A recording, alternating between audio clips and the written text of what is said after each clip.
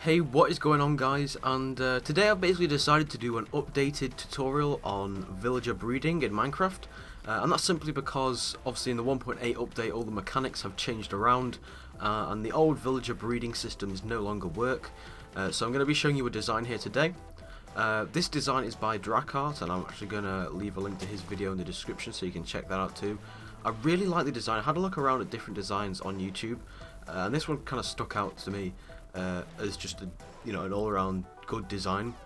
Firstly, because there's no redstone involved, which is always a plus for stuff like this, and secondly because it's just rock solid and it's guaranteed to work. And yeah, so that's basically it. It's also very, very, very simple. So the first thing you're going to want to do is get yourself some materials. So any building block, you're going to need a bucket of water, lily pad. Yes, I'd suggest getting a lily pad. Seeds, any type of hoe, it doesn't really matter. And I've only got a spawn egg to make it easier, and this is just to get the right villager. But you're going to need to get an initial villager, and I'll explain about which type of villager you're going to need. But we'll just get started here. So first thing you want to do is make an 11 by 11 square. So 1, 2, 3, 4, 5, 6, 7, 8, 9, 10, 11. Okay, so let's just carry this on. So 1, 2, 3, 4, 5, 6, 7, 8, 9, 10, 11, and just connect it up. And then we need to build this 3 blocks tall, and that'll basically be the first layer done. Now, some of the mechanics that we use in this are similar to what you would use in a pre 1.8 villager breeding system, but yeah, there's a few different things within this that I will explain. So firstly, you'll see that I had wheat there. Now originally, when the first 1.8 snapshots came out, the only way to get villagers to breed was to trade with them. That obviously kind of made automatic breeding systems impossible, because you'd have to trade with them. Oh, you also need doors, by the way. Forgot about that. But yeah, they changed it around so that villagers will now breed if they are fully fed. Now, basically by fully fed they mean they've had bread. So yeah, I'll show you in a minute how it works, but let's just place these doors here. I don't think it matters if they're open or closed, but if you're going for aesthetics, I'd suggest just making them closed. And you just want to put these around the outside. Then there's just, whoops, that was strange. I think that's it. And then also you just want to, around the edges of these, you want to block it off like so. And then we just need to put a small roof over these doors, and this will now be classed, this area within here is now a village. We've got quite a few doors here, so we'll be able to create quite a few villages before you need to empty it out. But I can imagine if you've got one of these going around running at all times, it gets filled up, you just empty it or kill some of the villagers or whatever you need to do. So yeah, and as I said, I've slightly changed his design for this. I just thought it was a little easier to do it this way. So yeah, obviously you're going to need 2 blocks here. Then let me check. Yeah, that's right. You want to do this, and this is essentially just a way of getting the villagers. Oh yeah, there is actually a little bit of redstone, but it's not. Obviously, it's just a piston, not actually needed for the farm. But it's just a way of getting the villagers out without breaking blocks or anything like that. And then obviously the villagers can't get out, and when you want them to get out, you'll just open it up, push them up the stairs, and you're ready to go. You can kind of set up an arrangement for what they do when they get up here after that, but that's basically it. So the first thing you want to do, let's get rid of, oh whoops, got rid of the water there. Let's just get rid of that because you don't need it, and dig out the floor level. Now first we're going to just replace this with dirt, just normal dirt. And we'll put a water source in the middle, and then we can go ahead and hoe that land, and it'll just count as it'll just be a little farm. Now at this size you only need 1 water source, which obviously it's not too big of a deal if you need more than one water source, but whoops, but it's quite cool that it works this way. I wouldn't suggest making this farm any larger, because obviously the water source thing, which isn't too big of a deal, but it also just keeps it nice and compact. You can hide this somewhere in your world, put it underground even. Actually, no, you can't put it underground. What am I saying? You do need sunlight hitting these doors, so just bear that in mind. Don't put this underground. Yeah, so just bear that in mind. So let's quickly just do this. Nearly done. And then just find the middle block, which is there. Put some water in it. There you go. Then we're just going to go ahead, hoe all this land up, and then we'll essentially be done with this part. After, well, we just need to plant the seeds, and then the farm is essentially, well, this system, I wouldn't call it a farm, but this system is essentially done. The breeder is set up, actually. Oh, one thing, you do need to place a block here, because well, actually, let's just, if you see that if I plant, basically what these villagers are going to do is they are going to harvest the wheat, and that will fully feed them. And if you've got a gap under here, they're going to try and plant wheat under there, and they'll just get stuck, or they're going to try and harvest wheat that you've put under there.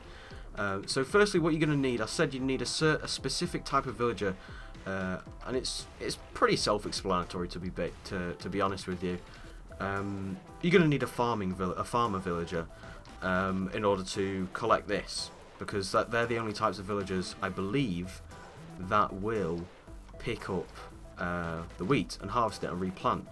Now, one thing I'm not exactly sure on, but to be safe, you're going to want to have 2 farming villagers. So if I just show you in this one, say we have a farmer here and another farmer over here, so they'll both be gathering it. If one of these isn't a farmer, actually they do it anyway, even if they are a farmer, say this guy, for example, who collects some wheat, he will then throw bread at this one in order to feed this villager. Now that, in theory, should make them both fed, and then they should breed, as you can see has happened with this baby villager here. However, it's probably safer to go with 2 farming villagers. Now you may be thinking, oh well, I'm only going to get farming villagers. You're not actually, because the baby's actually, it's just a random, it's completely random what the baby will be. So these ones, you want to keep the farmers in here at all times. If possible, you want to try and name the villagers. You can do that if they are young. You can name baby villagers when they grow up. So ideally, you just want to remember which villagers are the ones you want to keep.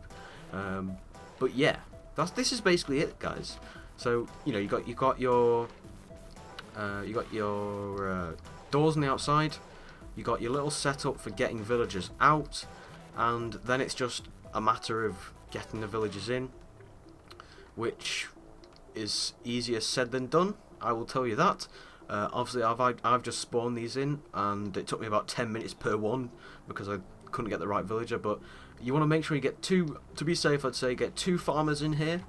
And if you want to, you can bone meal some of this up to speed it up. But honestly, then it's just a matter of leaving it.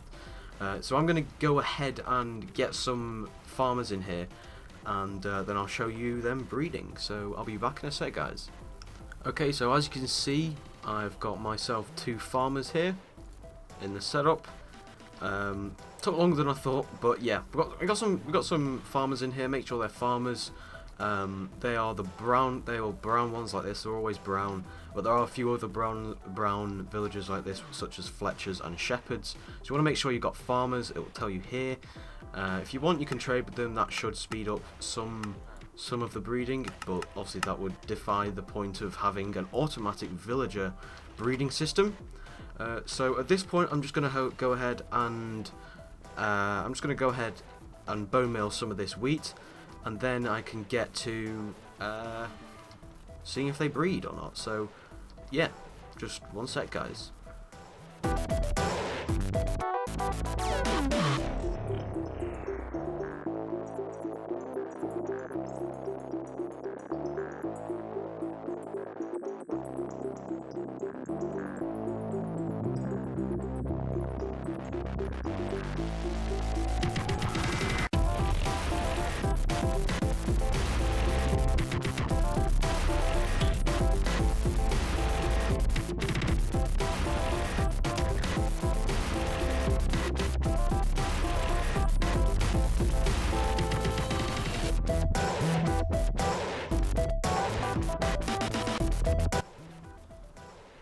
And as you can see there, we finally have some hearts.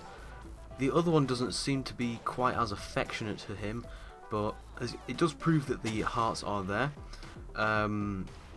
Essentially what you just have to wait for now is for them both to be fully hungered. They have to have full hunger. As you saw, if you saw on that quick time lapse there, one of these villagers threw bread at the other and it actually missed him and he didn't pick it up, which means that he wouldn't have received the hunger from that. So essentially what you need to do with this is just leave it, really. It's a lot slower. I will say it's a lot slower than, as you can see, it's done it there again, but it's a lot slower than the older designs.